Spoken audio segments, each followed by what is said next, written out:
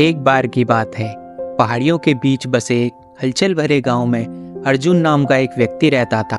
अर्जुन अपने लालची स्वभाव के लिए दूर दूर तक जाना जाता था। चाहे वह जितना भी हासिल कर ले, वह हमेशा और पाने की लालसा रखता था। उसके खेत सबसे बड़े थे, उसका घर सबसे शानदार था, फिर भी उसका दिल खाली और बेचैन रहता था। एक दिन अर्जुन ने एक साधु के बारे में सुना जो हाल ही में एक गांव में आए थे।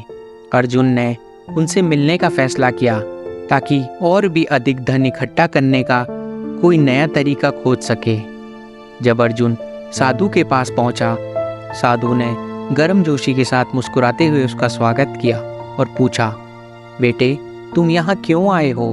अर्जुन ने बिना किसी हिचकिचाहट के और अधिक धन की इच्छा व्यक्त की। मैं दुनिया का सबसे अमीर आदमी बनना चाहता हूँ, क्या आप मेरी इसमें मदद कर सकते हैं? साधु ने अर्जुन की ओर देखा और कहा कि कल मुझसे इस चोटी पर मिलो और अपने अलावा कुछ भी मत लाना। उत्सुक और आशावान होकर अर्जुन ने हामी भरी। अगले दिन सुबह वह पहाड़ी पर चढ़ा और साधु को एक बड़े प्राचीन वृक्ष के नीचे ध्यान करते हुए पाया।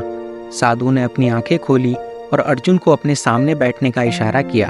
अपने चारों ओर देखो, साधु ने सुबह की रोशनी में नहाए हुए आश्चर्यजनक दृश्य की ओर इशारा करते हुए कहा, तुम क्या देखते हो? अर्जुन ने देखा हरे भरे खेत, जगमगाती नदी और नीचे एक जीवंत गांव।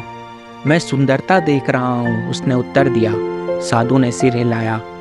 अब अपनी आंखें बंद करो और कल्पना करो, जो कुछ भी तुम देख रहे हो वह तुम्हारा है। हर खेत, हर पेड़, हर घर। अर्जुन ने वैसा ही किया जैसे साधु ने उसे बताया था और उसके चेहरे पर मुस्कान फैल गई। सब कुछ अपना होने के विचार ने उसे अपार खुशी से भर दिया था। फिर साधु ने पूछा, तुम कैसा महसूस कर रहे हो? मैं शक्तिशाली और खुश महसूस कर रहा हूँ, अर्जुन ने उत्तर दिया।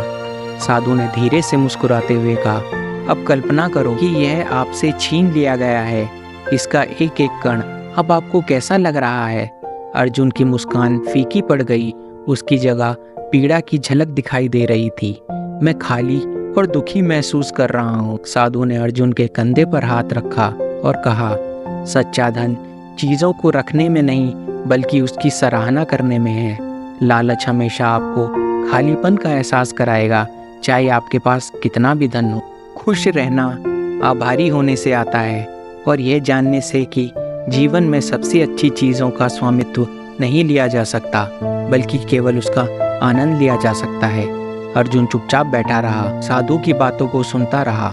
उसे एहसास हुआ कि धन की उसकी अथक खोज ने उसे जीवन की साधारण खुशियों से अंधा कर दिया था। उस दिन से उसने बदलाव की कसम खाई।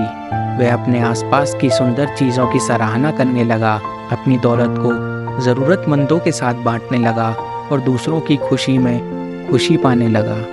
उसके दिल का खालीपन धीरे धीरे शांति और संतोष से भर गया था। दोस्तों, लालच हमें जीवन की सच्ची दौलत से अंधा कर देता है। संतोष और संतुष्टि खुशी की कुंजी है। दोस्तों, ऐसे ही प्रेरणादायक कहानियों के लिए चैनल को सब्सक्राइब करना ना भूलें। धन्यवाद।